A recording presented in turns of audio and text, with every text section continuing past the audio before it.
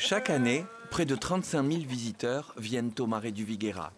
Autour du centre d'accueil, sur près de 100 hectares, plusieurs circuits permettent de découvrir les différents paysages de la Camargue. On a aménagé ces lieux pour l'accueil du public sur des sentiers et qui permet, sur des sentiers aménagés et prévus à cet effet, d'accueillir un grand nombre de visiteurs. Alors c'est des pilotis, c'est des sentiers entre taureaux et végétal qui vont permettre aux gens d'avoir une impression de liberté très grande dans un espace assez contraint. Et donc la faune et la flore va s'habituer au passage régulier de ces gens qui sont toujours au même endroit et donc avoir une distance de fuite qui est beaucoup plus faible. Le fait aussi que cet espace ne soit pas chassé facilite ce type de choses. Des grands espaces aux États-Unis qui sont ouverts au public depuis 70-80 ans, vous avez une faune qui a pris l'habitude du public et qui va s'asseoir à côté du visiteur ou pêcher à côté du visiteur sans difficulté puisqu'il n'aura pas une méfiance du visiteur. Le visiteur n'est pas un prédateur. Par la mise en scène de l'accueil, la scénographie des sentiers, on va permettre, et les techniques de la muséographie moderne aussi, où on va s'inspirer également, fait qu'on va pouvoir disperser le public, le gérer de manière à ce qu'il n'y ait jamais affluence et que sa présence ne soit pas un dérangement.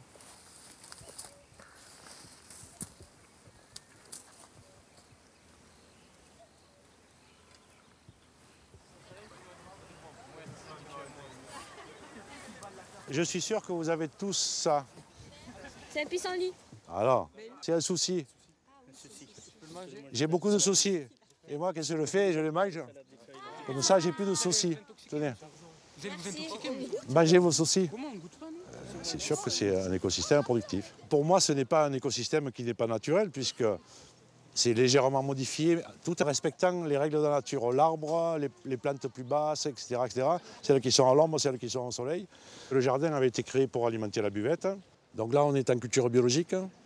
On utilise majoritairement le crottin des chevaux de la promenade. Et donc, on a des légumes qui apportent vraiment la santé sans les toxiques habituels des cultures chimiques, on va dire.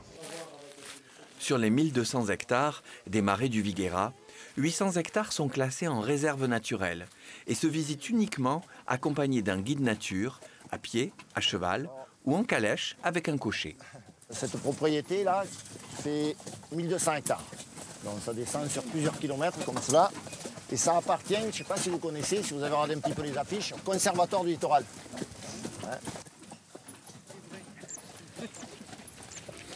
Du coup, regardez, là, ils sont curieux, ils nous voient, ils vont venir jusqu'à nous, mais par contre, jamais ils se rapprocheront de nous. Ils respecteront notre cheval pour ça.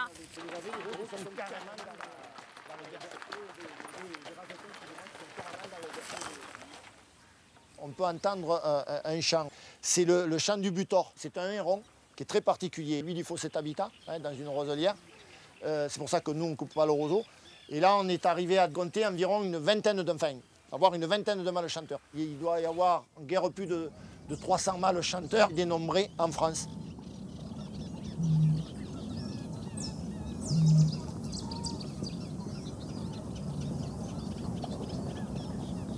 On va remonter.